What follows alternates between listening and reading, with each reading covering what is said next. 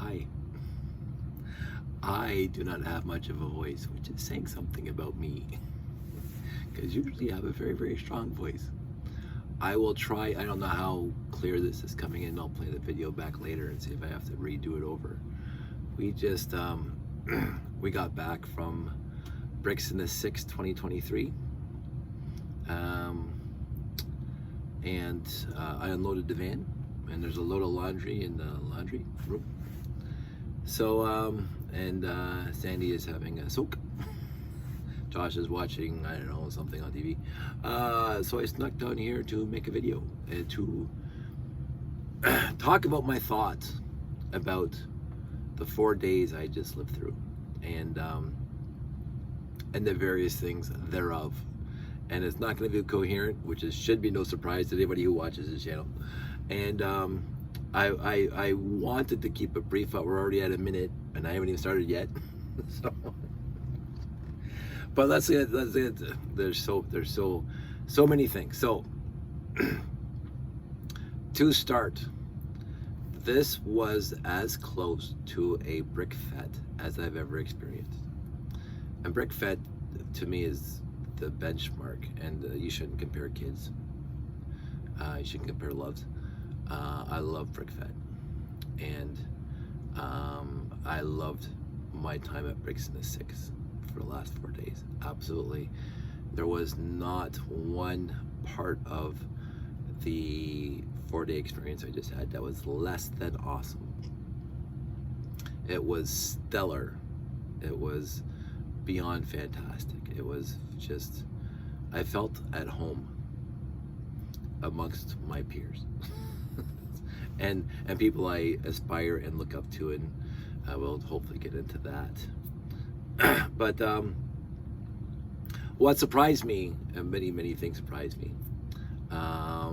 Technically, I've been to many, not as many as some people watching this. I've been to many conventions, and I walk around and I try to check out every single thing that people have brought. And I do it as I'm setting up my stuff, and as the days, because you got Thursday, Friday, Saturday, Sunday. So I take a couple of seconds to walk around. There was not a less than fantastic mock display, whatever, in the entire show. Nothing less than fantastic was there, from my opinion. There are some themes and stuff that I don't know, and I don't necessarily appreciate it. I don't know what it's referring to, science fiction and or whatever. But the build itself, primo. So and it doesn't necessarily have to be a massively huge mock. It could be as simple, and I took some pictures, and I'll hopefully get them on my Flickr channel. One of our displayers brought an eagle from Space 1999 that is about this big, and it was just perfect. I loved it. It was simple because the actual eagle was very, very greebled. This was a simple rendition of an eagle, and it was wonderful, absolutely wonderful. Captured the entire essence and charm and workhorseness as the eagles on Space 1999, and it was just a simple, and the layout itself that it was in, this is like a 32 by 32 base plate with a couple boulders around it and a little bit of a cliff face. Stellar. Absolutely stellar. I cannot gawk about how wonderful that little tiny mock, and it was unassuming too, because it was stuck in the back, and it was just dark blay, and the eagle, which was mostly white, and it had the rocket thrusters in the back, a little bit of black, but it was like monotone, monochrome colors, and it was magnificent. And it was just such a small little thing. The other thing I'm going to geek out about right now is Callum, who I'll probably talk about in a bit, did the entire where everybody's going to be, all the tables, all the layouts, all the dioramas, all the whatevers, GBCs over there, and the train layouts are over there, and all the little displays. Let me knock that over there. Get these in a second. And he put me kind of in the middle back, according to where the main entrance was supposed to be, which did not become the main entrance. Everybody came in behind, but anyway, it doesn't matter. Still fantastic. And as I'm setting up on Thursday, there's a gentleman setting up right across the aisle, the 10-foot spaces between the aisles, between the displays, and a guy setting up, and he opens up a box about this I don't know, 3 feet long, maybe more, and he opens it up, and wrapped inside the box, so with probably bubble wrap or whatever, foam, there was a 2-inch right down the center of the box that you could see what the mock is. You could see the top of the mock, and I immediately, just with that 2 inches, I immediately knew it was the Phoenix from Battle of the Planets, because I would run home from school when I was 6 to watch Battle of the Planets on Global, but that was CMFT, whatever it was, before it became Global. And I immediately knew it was the Phoenix, and I was just going complete fanboy over the mock, because even when I was a kid, I wanted to build that Phoenix, the ship, in Lego, and I did. I made a little block, with blue and red, with 2x4s, back when I was 7 or 8, and this thing was 3 feet long, and it was just gorgeous, and it had like all the accoutrements, as they say, the Cheops and Princess and Jason's car and Mark's jet would all come out of the Phoenix. And he had, it was just wonderful. I was like a complete fanboy over that. It was just fantastic. So that's what I just completely fanboyed over the entire weekend. And then themes that I have no huge consideration for, but I still appreciate because I love Technic. On the other side of the table from that was somebody who brought his own supercars that he's been designing and CADing and selling instructions for many years, and he had like a dozen of them, or 10, maybe 10, 12, it doesn't matter, fully fleshed out supercars, Technic supercars that don't use studded beams at all. It's all studless, and huge functionality, massive functionality, doors coming up and gull wings and blah blah blah, and V8s and like 3 speeds and whatever, all that stuff, and fully detailed and fully immersive, and curves, and just blew my mind how he built them. And he designs like a bunch a year, and he sells the instructions. Absolutely gorgeous. And then he gets some parts. Some of the cars are chromed, chrome red, chrome silver, just beautiful mocks, just stellar. So I'm walking around, and way in the back of the hallway was Buffalo from Buffalo, which I'm gonna go see sometime. The lug, that is, because I've been to Buffalo numerous times. It's just down the street for us. Buffalo, and he had a little bit of a vignette of Blacktron and Blacktron 2. So there was the trans neon green and the white and the black, and he had some lights, the black lights as well as regular lights, and some LEDs, and the trans neon green was just glowing, and it's simple, like the 16 studs wide, probably like 30 bricks high, stellar, just lovely, and I was just gawking over that, and just everything else in between. There was so many things that I saw. There was a Saturn V that was 15 feet tall. It seemed like it was 15 feet tall. Saturn V, and then that displayer also had space shuttles and other rockets and blah blah blah, all the various scales and blah blah blah, like lots of things, and just beautiful. And like he has the space shuttle that I just got, the Discovery, but he modified it to be more accurate to the real thing, and he had like payload packages in there, and the Canada arm, the arm that said Canada and everything. Wonderful.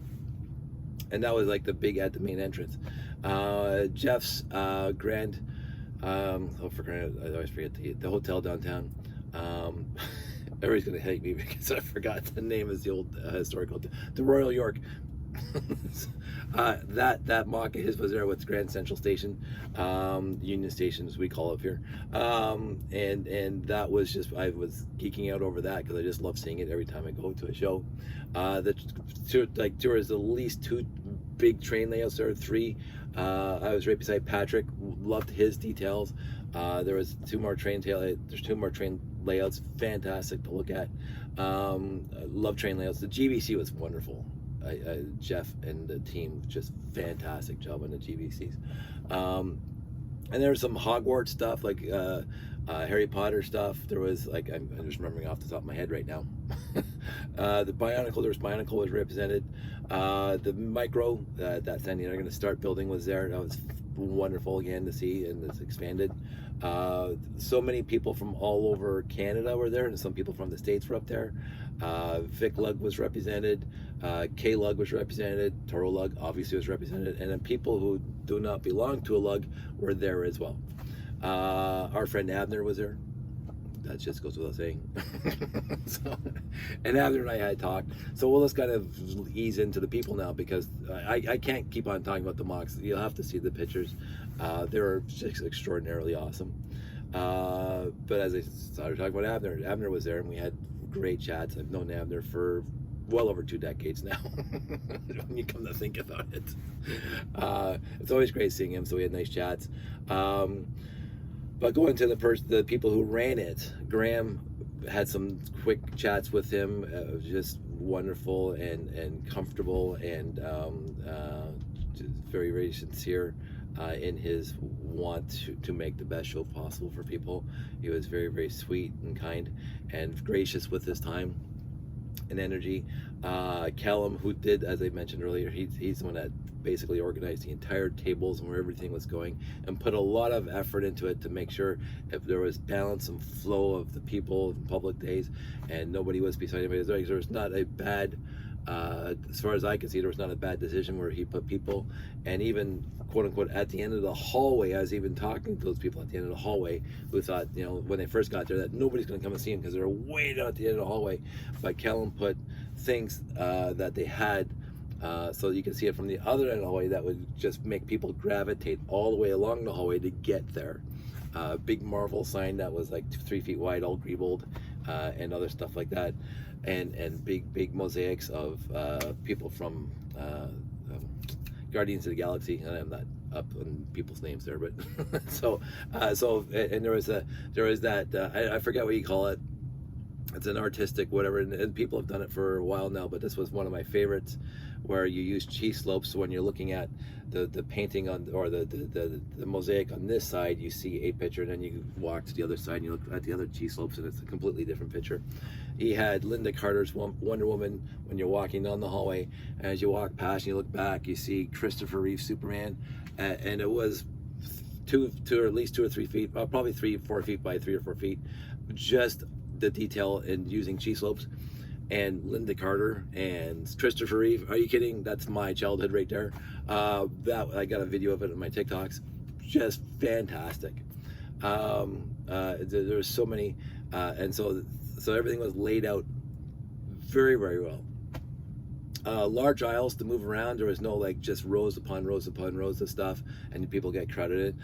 I've been at other brick festivals where there was dead ends and other stuff like that, and so people get either with baby carriages and they get stuck, and they're always there's too many, we can't move around here, blah blah. I've never heard one public person walking through the audience saying that, oh, I can't move around, we need to move to, and this is like, oh, everything was flowing and smooth. What we were told, and they don't have the final count of numbers, but approximately 3,500 people visited Saturday and Sunday. Fantastic. I love public days. I mean, I had a chat with a bunch of people this weekend about the Lego hobby and us old, our old guard getting older, and what we like, instead of waiting for the latest and greatest pieces. It's like that means next to nothing to me for what I like, because I am vintage. Body and spirit, vintage. But the shows for me are becoming the best part about this hobby, and I felt that way for a while now, like with Brick Fete, which I adored, and just doing even the Toy Train and doll shows and the CollectorCon shows and Anime North shows and other shows. Like Tilsonburg, we were at a few weeks back. I love doing shows. I love talking to the public. I love listening to their stories, and I've mentioned this numerous times in this channel when I bring my space layout, which is one of the real honest reasons why I bring my space layout, because it's not for me. Well, it is for me, but it's not really for me, because I've seen it now dozens of times, and I do like making it better, and I see if trying it, there's a whole other thing, but mostly I love the people who come and see it, and they want to talk to me about their childhood, or their brother's childhood, or their parents' childhood, and blah blah, and the sets they had, and they just talk about how the things that happened to them in their lives, and blah blah, and how much Lego Classic Space meant to them, as well as just Lego in general, and how their kids are liking it now, and I just will sit there and listen and just appreciate the stories. So I do appreciate that Callum got all that organized, and it's one of the first times for me that the layout was almost 360 degrees access. That's never happened, I don't believe, in any other show that I've ever done, where the majority of people could see all the way around the entire layout, which is one of my deficiencies for the layout, is that the back of the layout, so we'll say this is the front layout, so the back of the layout, it's not really that accurate, but anyway, those boxes, I never bother putting anything on, they're just blue, and there's not much in the way of substantive things to see from the back besides the big back of the tower, which is kind of cool because it's got those 18 octagon windows right around the back. But other than that, there isn't much to see besides, hey, there's a tower and whatever. And I didn't paint the boxes, and I don't have any text along the rails or whatever, because it's always against the wall, right? Whereas Callum, because we wanted the 10-foot aisles, turned my layout 90 degrees. So the back of the layout was along one aisle, the front of the layout was along one aisle, and one of the sides is the main aisle for people to walk past. And the other side, the other narrow side, which was as close to Patrick's train layout, was, so we sat between my layout and his layout. It was great. Patrick's awesome. Talked to him all weekend. Fantastic guy. But people can still see the side where the rocket gantry is. So if you're considering, trying to figure this out, if you remember what my layout looks like, the rocket gantry and the little short monorails that goes from the back to the front. So they couldn't walk that way, but they could see it because Patrick's layout was just as even with my layout, and so they could see over Patrick's layout to see that side. So they had 360 degree view of my layout, and so they could see the boxes on the back with no painting on them. It's actually somewhere pretty scuffed up because I don't care. So I'm gonna have to, remedy that just in case this happens again. So that's my issue, not Callum's issue at all. I should have thought about that because it's not finished. But anyway, so see, he did an absolutely fantastic job of organizing things, and there wasn't, as far as I'm talking, a lot of people, including exhibitors and public people. There wasn't a negative comment about how everything was set up and where everybody was and what everybody saw.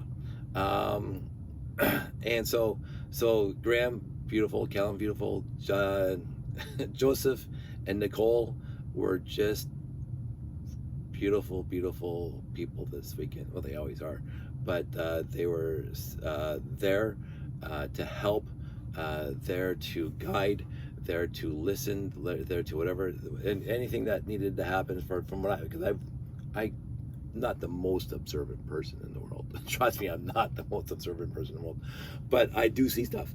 And I saw Joseph and Nicole running for this, getting this ready, blah blah, because there's lots of events, there's lots of timing, there's lots of hurting people in the various locations for various whatevers, and they were just doing it all weekend long. And also liaising with the community, us the exhibitors, and liaising with the public, and Joseph was as usual in his uniforms from Star Wars and Lego Ice versions thereof, wonderful, and just very kind-hearted soul to hang out with, and just being very, very entertaining, shall we say, and just being as his usual self, very very outgoing, and making people feel like this is an exciting place to be, and it was just exciting to be there. So the people behind the scenes, fantastic. The organizers of the various things like the GVC, Jeff, as I mentioned earlier, fantastic. All the other volunteers who were helping out. Chantel was running around everywhere, helping wherever she could. And I'm going to say that Chantel was very, very fantastic. She came up to me all the time and saying, "Can I help you?" Like when I was setting up things, moving boxes around, and she would always, even without me asking, she would like move stuff, and like if I'm trying to move something, she'd grab the other end. But everybody who was there, as an exhibitor or as a vendor, if somebody needed help, they seemed to step forward to help. That was fantastic. That was just wonderful and warm-hearted to see that people were just doing what they could to make a great show, without any thought of recompense, as we say, as I say. So it was wonderful, and I got to talk to so many people. So many people that I haven't talked to in long, and some people I haven't talked to at all, but who have watched me on Instagram and the TikToks, especially my YouTube channel, coming up to me, "Dave, I watched your stuff on YouTube." What? I have my 700 friends here. You must be one of them. And just very, very, very, very sweet and kind about, "Oh, love your videos, glad you're making them, blah blah," and wanted to see the layout in person, and that just go out and talk about me. I hate talking about me, but just talk about me for a sec. They kept on saying, "Yeah, you see it in the video, it's one thing, but to come and see it in person is something else." I hope so, because I want to put on a good show for people. But it was very, very sweet that you guys came over to me all the time, and I encourage it. I love it. I am the worst person in the world with names, but I remember faces forever. It was wonderful to see everybody who came up to me and said, "Oh, Dave," and it was like, that was so heartwarming for me, that with my very, very small number of followers, and that's, I mentioned this before, that's okay for me, because I don't need a ton of subscribers. I'm not here for that. I'm not an influencer. I don't want to be an influencer. I just want us to be friends. I want us to be more than acquaintances. I want us to be friends. I want us to be, we can talk and, hey, shoot the breeze, whatever, come over for a coffee, yay, and come see me at a show, yay, and then we talk till the sun comes up in the morning. Although that didn't happen this weekend because I'm too old for it. So, but I really appreciated you guys coming up to me and saying that you like the videos, and that you were there just not just to see me, but you've heard about it and then you wanted to see me, and it was heartwarming for me. There were so many heartwarming moments in this. A good friend from previous Brick Fats, and a fan of Bionicle, very good and dear friend of mine. I'm not going to mention people's names. But we had a very sweet and kind chat, and it was very heartfelt, and I sincerely love this guy, and that was very nice that I got to chat to him again. I haven't talked to him in a while. COVID ruined a lot of stuff, including our relationships. It put a pause on so many things, but just on that specific note, it was nice to see that even after COVID had put a wrench in the works for 2 or 3 years, that when it's over and we're doing a show again, that all these people and all those relationships are still there. And that's, for me, and that's why I say I find the shows becoming, if not already, the most important and happy zone for me in this hobby, because I get to reacquaint myself with old friends that I adore, and I get to have new friends that, from the channel and stuff, and it means so much to me. This is more than this. It honestly is. this has always been, even going back to RTL Toronto and whatever. If I didn't care about the people in RTL Toronto, if I didn't care about the people in Toro Lug, if I didn't care about the people in Bricks in the Six or Brick Assembly, I just sit there and just make me happy, entertain me, be that grumpy old man, get off my studded grass. But it is because of the community. It's all that stuff, which brings me right back to Simon. you guy, you. Oh my goodness. I won't say too much except that I don't think I've ever been misty-eyed, almost crying at a show ever in my life. Ever. Until today. That's all I'm gonna say. Simon, oh my goodness, and the crew. I'm getting misty just thinking about it right now. I'm getting a little misty. And I appreciate. There's no end of appreciation from me to you guys. There isn't. I just absolutely adored it. A really quick thing. I'm not in on the end. I am not in on the end. I don't keep track of the Instas. I don't keep track of Lego Masters. I don't keep track of any of this stuff. I do what I do. That's the way I've always been. But I've always been, when I'm at a show or at a dinner or whatever, I'm there for other people. But I don't keep track of stuff. I don't. And so I don't keep track of things that people do at conventions. Because I honestly don't. I show up at a convention, I have a good time, I liaise with friends, catch up, and I go home with huge feelings and happiness. So I was more than surprised, absolutely more than surprised at this year's convention. It's happened before in the past. I mentioned first Brick Fest because the theme was retro. And of course I have a classic space layout that I got the Best in Show Award at 2011 Brick Fest, and Deborah Higdon gave that me and I still have it. It's in layout. So I don't look for recognition. It's never been me. I never seek it. I don't do it for recognition. Like, look at me. I've never been that person. Look at me. Hey, look at me. Although I make 5 million videos and you're looking at me, but this is the fun. This is just like we're having a conversation. And most of my friends are the same way. I will say that most of my friends, Simon included, and everybody else that I know, Joseph and everybody, they don't do things to get to stroke my ego. None of them do. They do all that they do. Their enthusiasm, their attitude, whatever, is to make the community better. And I believe, and I like to believe that I am making the community better in my way, in the way I can do it. I mentioned, and I live by this motto my entire life because it's something that my parents tacitly instilled in me growing up. They never specifically said it verbatim, but tacitly made the case that in order to live your life, blah, blah, blah, people are going to show you their love for you in the way that they can. We can get into if that's insufficient for you to stay in the relationship. That's a whole other story. We're not talking about relationships right now. That's one of my rants that I'll get into, or whatever, my 1 hour long videos, although this is already half an hour. But people are going to love you and display their love or show their love for you in their way.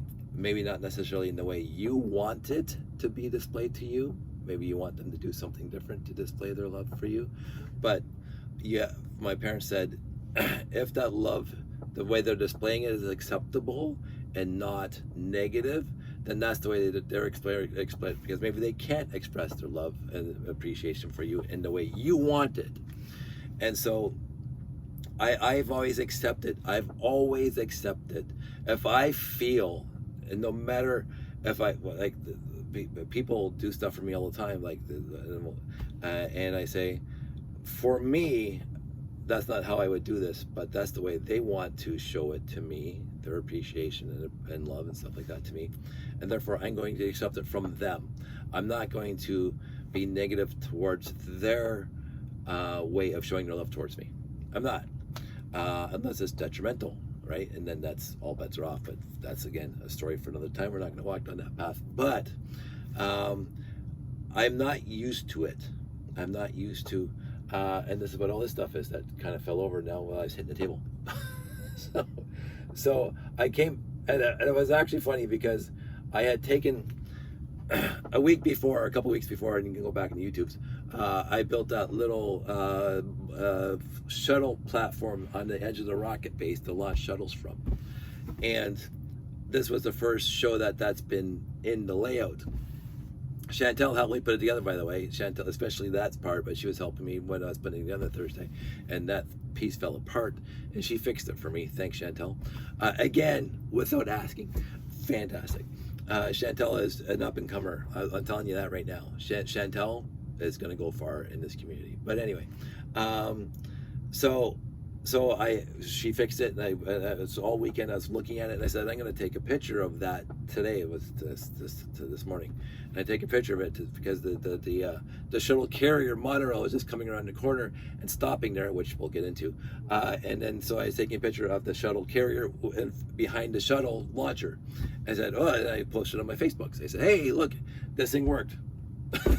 That I built 2 weeks ago that I hadn't put into layout yet, and it worked fantastically well. And I said, that's great. But then I'm looking at the picture, and there's stuff at the bottom of the picture because of course I'm taking it at the corner of the layout where my little mock card is, which is somewhere around here. I forget what it says. Classic space layout. And my mock card, beside my mock card, I have that list, that stack of 1x8 bricks, where the layout in whatever iteration it is now was displayed at a Lego convention. Now my layout has been displayed because I'm too lazy to build anything else. My layout's been displayed lots of wares.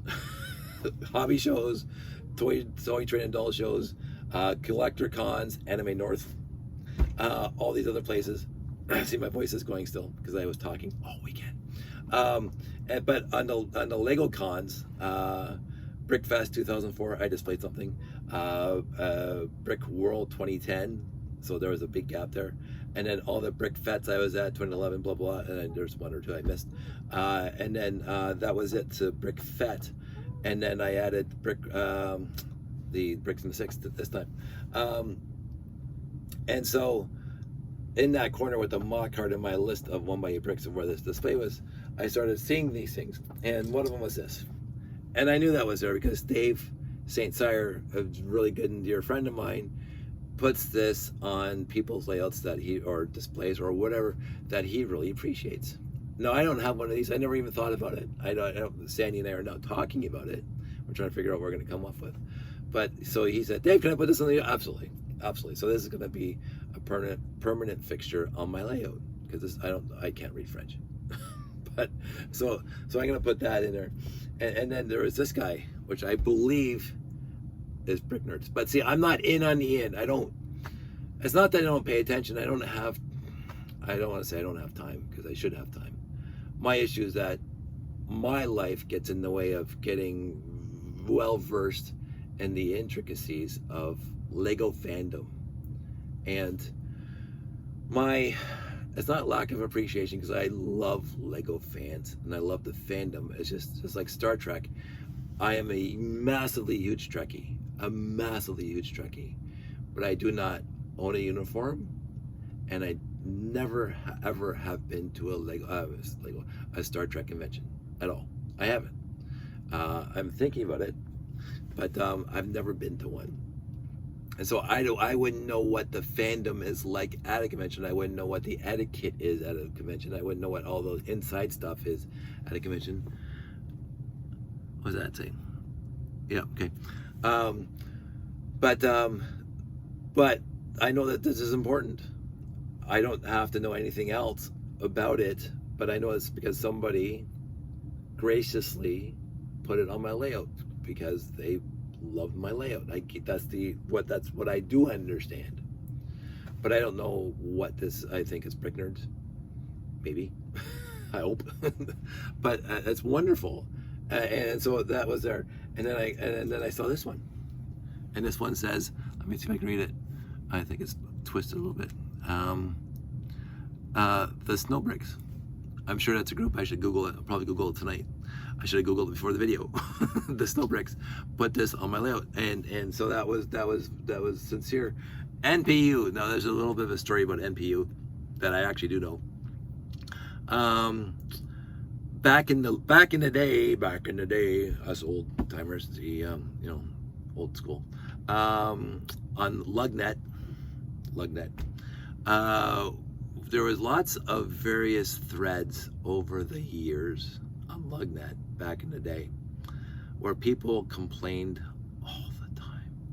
Every single time the Lego company produced a mold, a different piece, that people said that is a one thing used piece. Like there's a dump truck, a big dump truck that had the entire bed of the dump truck at the back was one piece instead of like a brick built. And they said that sucks because Lego should make sure that whatever pieces they produce can be used for other things instead of just a one-time use. And then somebody comes along, guaranteed every single time people were whining, complaining about the one thing that this piece can be used for, the one thing that's, that was meant for. And somebody comes along and then they make a wonderful mock that has nothing to do with the dump truck. They make a wonderful mock that has nothing to do with whatever that piece was for.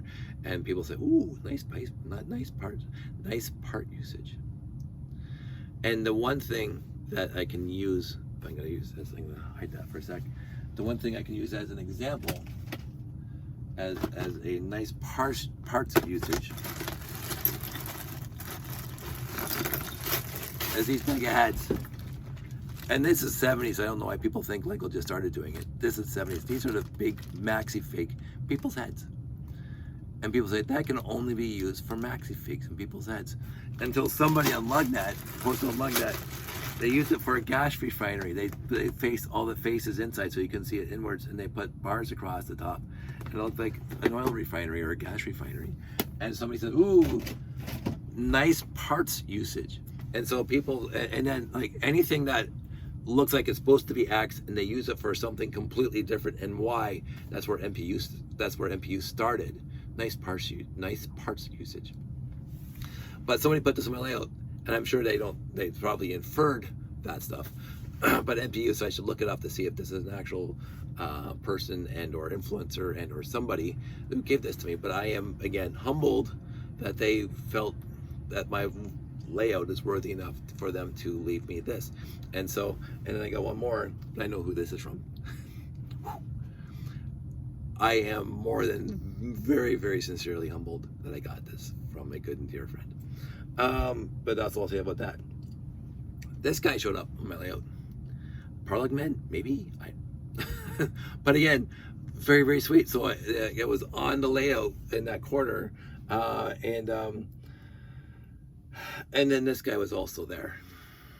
And I think I believe I know who this is from. And that's very, very sweet that he did that. And again, so all those things I got on my layout without me knowing, because they did it surreptitiously when I wasn't around, when I was walking around or doing something else. And I didn't notice until this morning, because I'm the least observant person on the planet. They could have been there yesterday. I wouldn't have noticed. That brings up another stupid point. It's amazing the stuff I don't notice versus the stuff I do notice.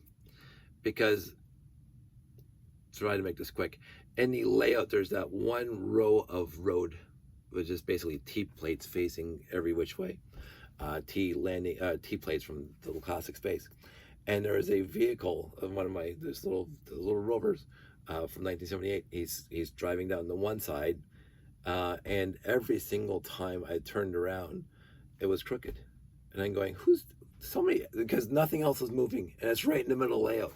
How is that thing moving? And it could have been the vibrations from the monorails or the trains, whatever, but I always have to turn him back to be on the road instead of like the guy's drunk and he's driving over to the studs. Slightly annoying. But anyway, there's a point to that. Yeah, so I saw that every single time it happened, and yet I didn't even notice those things on the corner of the layout by the rocket launch platform. Of course, I'm sitting in the middle and I can't see the corner of the rocket launch platform unless I'm just happening walking by or looking at one of my pictures that I already took.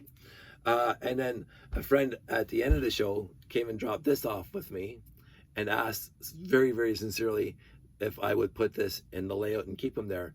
That's an instant yes. That's always been an instant yes. You don't even have to ask. I've said this before. If you put a character in the layout, I'll leave it there till the end of time. My only criteria is if the character's outside, they have to have a space helmet on it, or it takes the viewer out of the story that I'm telling with the layout. If like this one's going to go inside one of the buildings, piece of cake, no problem at all. I got my good friend gave me his sig fig, his personal created sig fig. It's already in the layout. He gave it to me this morning. Of course, it's going to be in the layout because it's him. I of course I asked him. I put him on the spot because he's a friend. I can do that. I said, "Do you want to give me your sig fig? Because I'll put it in the layout."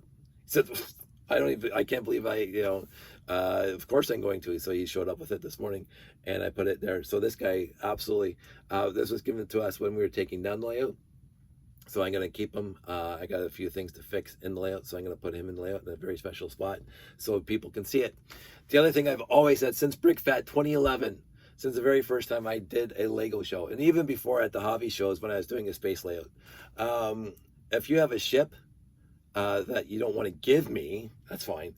But if you have a ship or a character or whatever that you want to put in the layout during the show, 100% absolutely, as long as it's within the scale of the layout.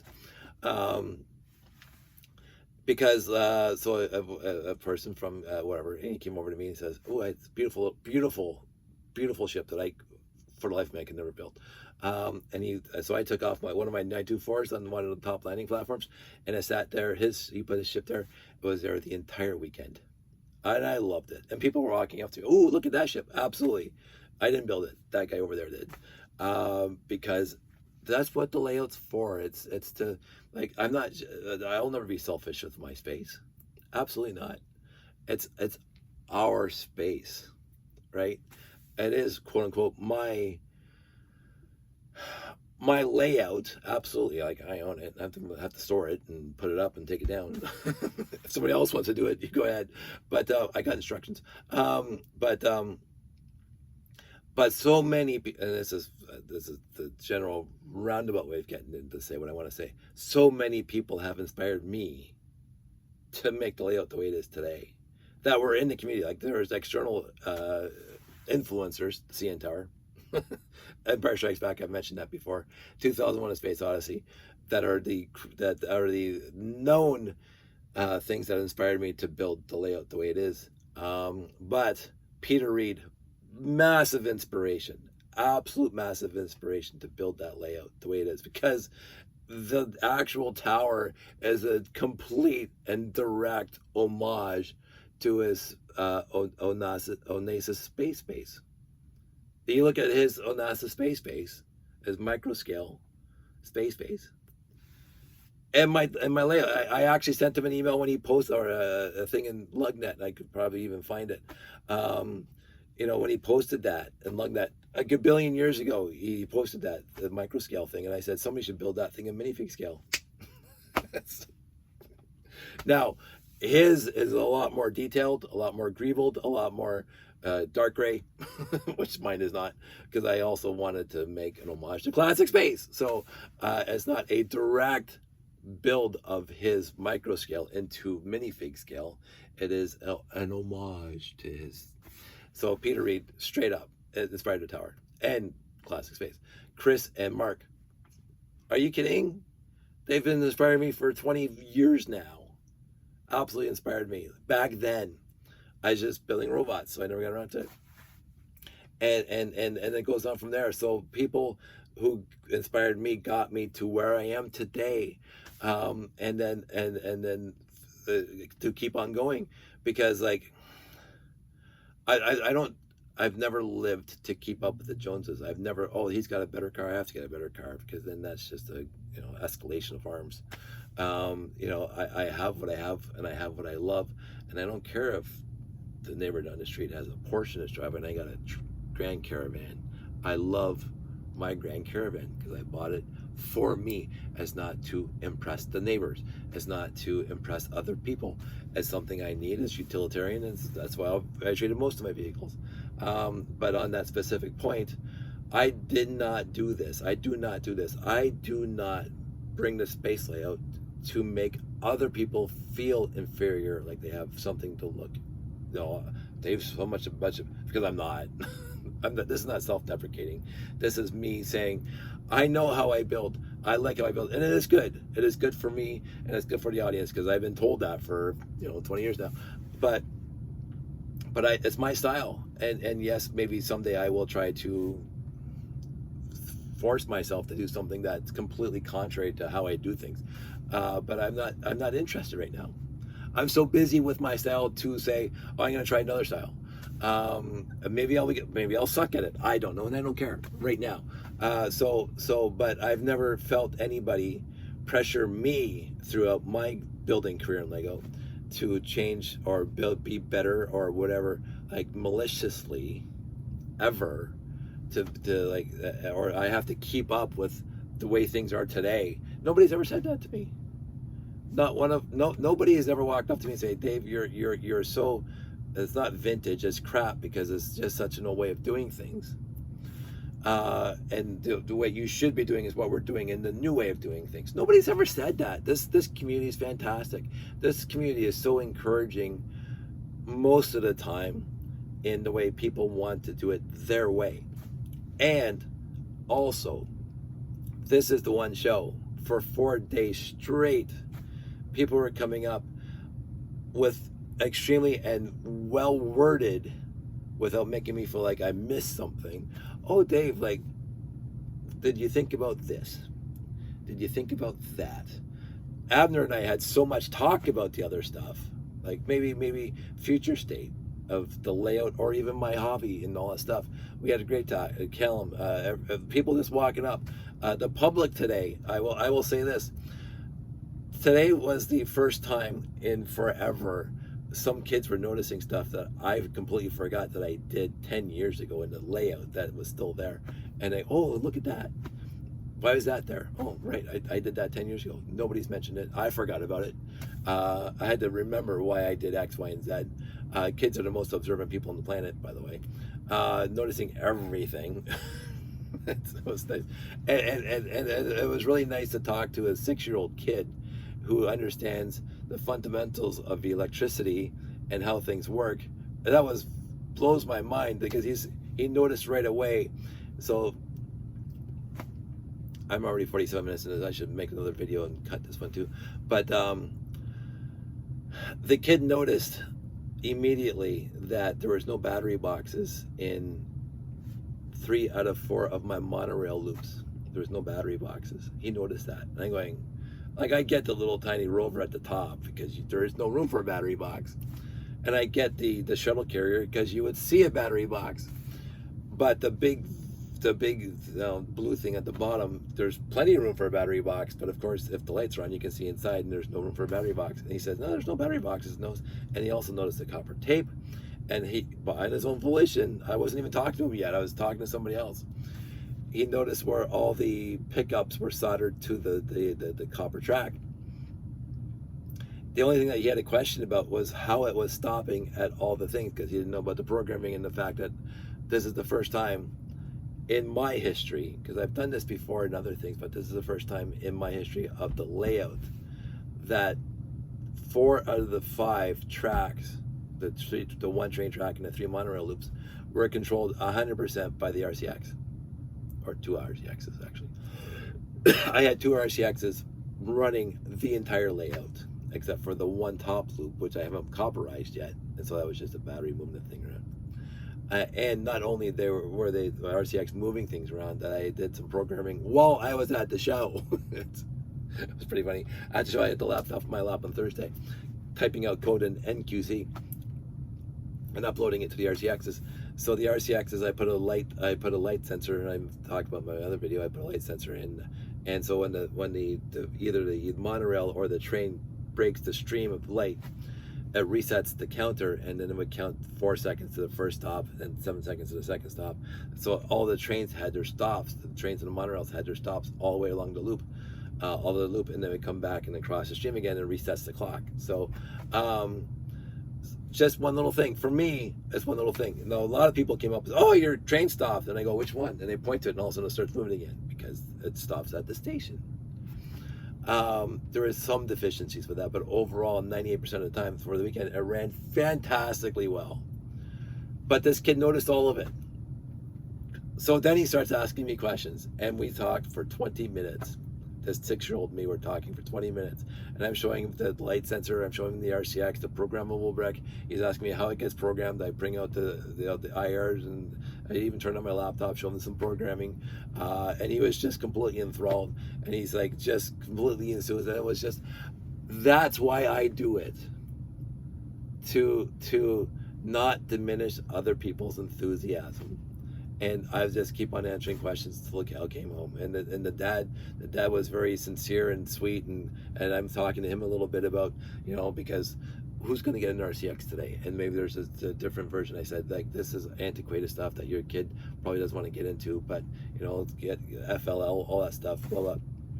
So it was a very nice chat, and I was really, really appreciative of that. And the kids' notice of details, as I said, that I had forgot about, and the tracks and blah, blah, blah, and the programming, and a very, very astute kid. And I thought, that's great. That's fantastic.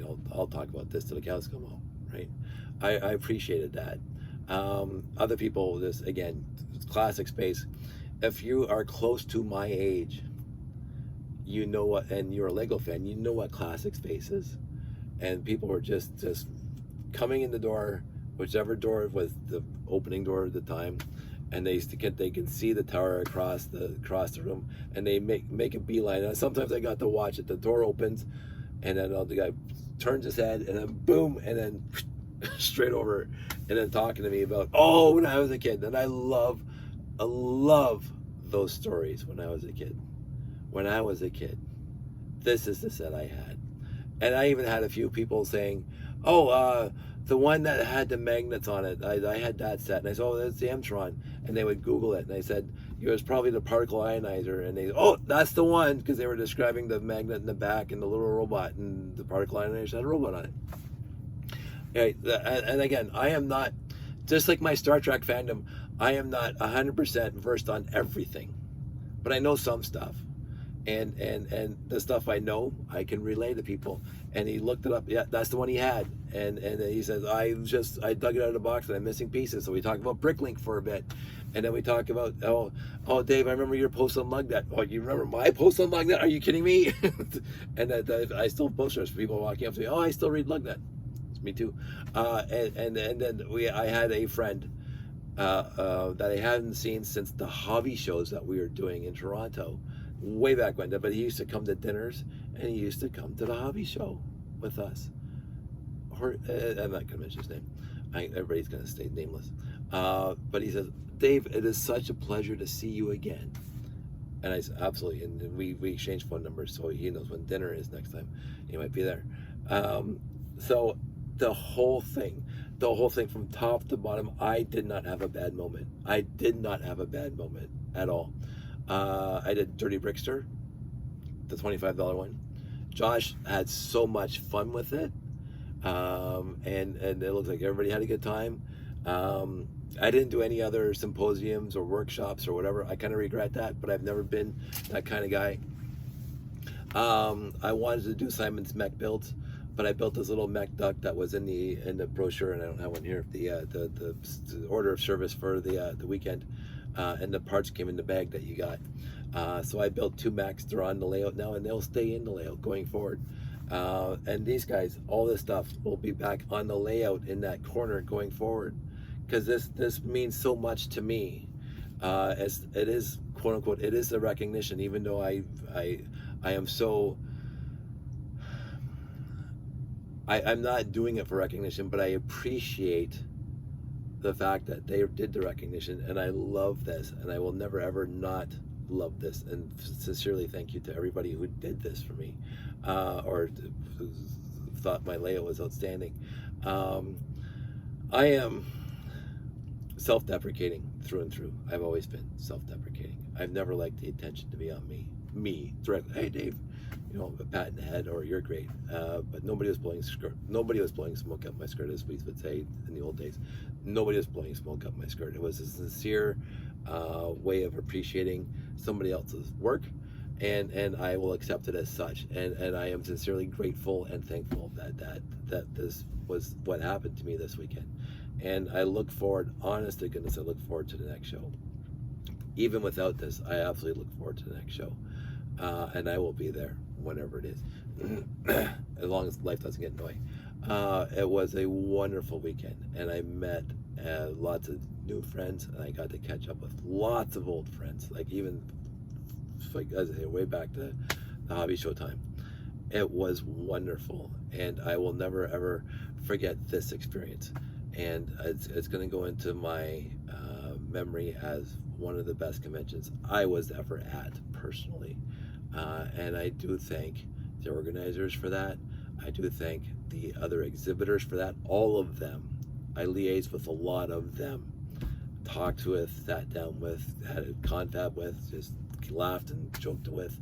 All the other groups that were there. Talked to them. The public who kept on coming up and saying, "Oh, Dave, I saw your X, either not XX, but I saw your YouTube, I saw your Instagram, I saw your Facebook, I saw your whatever," and they had to come and say hi.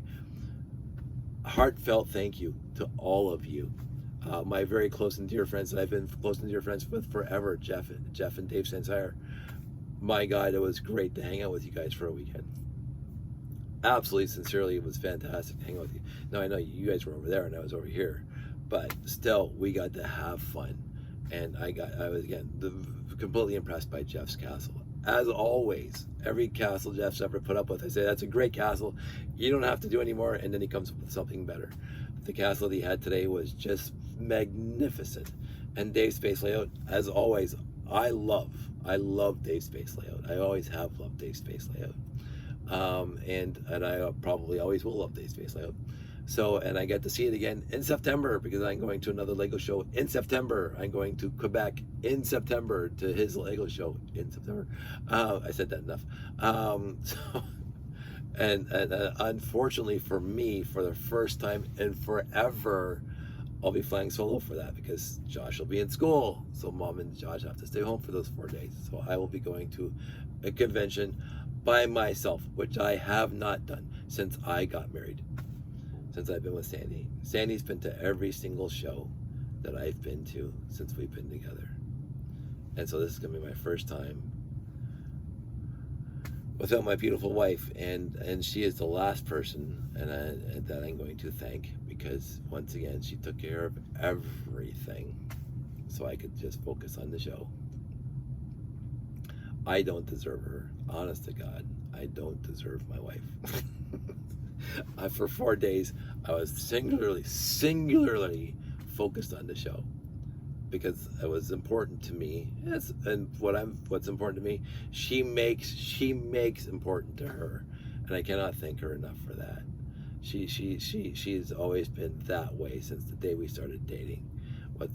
I always tried to make what's important to her important to me as well. It's not just, I'm just like, you know, I'm not the stereotypical husband from the 50s. I like to think we have lots of synergies together, but for this weekend, I was so focused on the show, getting up early, getting on there, getting the layout ready. I will say on that, I put a lot of effort. You saw from the videos leading up to this show, I put a lot of effort and a lot of consideration into what I'm bringing to the show, which is the standard space layout, but I put so much more effort to make sure it was working, because normally I couldn't care. If I show up at a show and something's not working, there are other things that are, so I don't care. I wanted everything to be working in the layout this time for this show. And so I spent a lot of time down here for the last bunch of months and working, and Sandy understood that too. I sincerely just adore my wife for being that way. And I am the luckiest guy. I've always said that when I married Sandy. I am the luckiest guy in the world to have found the most wonderful person in the world to marry, and to be with, to spend time with, to grow together and do that stuff together. And she is also a member of the Lug, so she had equal opportunity. And we are now going to do a collab, Standy and me. So that's gonna be fun for the next show. So I'm looking forward to that. In the end, it was a beautiful weekend. Well, Thursday to Sunday, and I am so appreciative of the efforts of everybody that was involved in that, to put that show on and to show up with the utterly out of this world fantastic mocks and displays and dioramas that they did, and they've got to bring to the show. It was a busy place, it was a fun place, and it was a sincerely lovely place to be for 4 days. And that's it. So just an hour. I'm gonna go have a shower and I'm gonna go to bed because I have to get up in 4 hours and go to the airport. So I'll talk to you guys all soon. You guys all stay safe. I think I wrapped up all my threads. There were so many other names I can mention, but I don't think they want me to mention their names, and therefore I won't. And thank you very much for a wonderful weekend, everybody out there who was at the show. I do appreciate it. And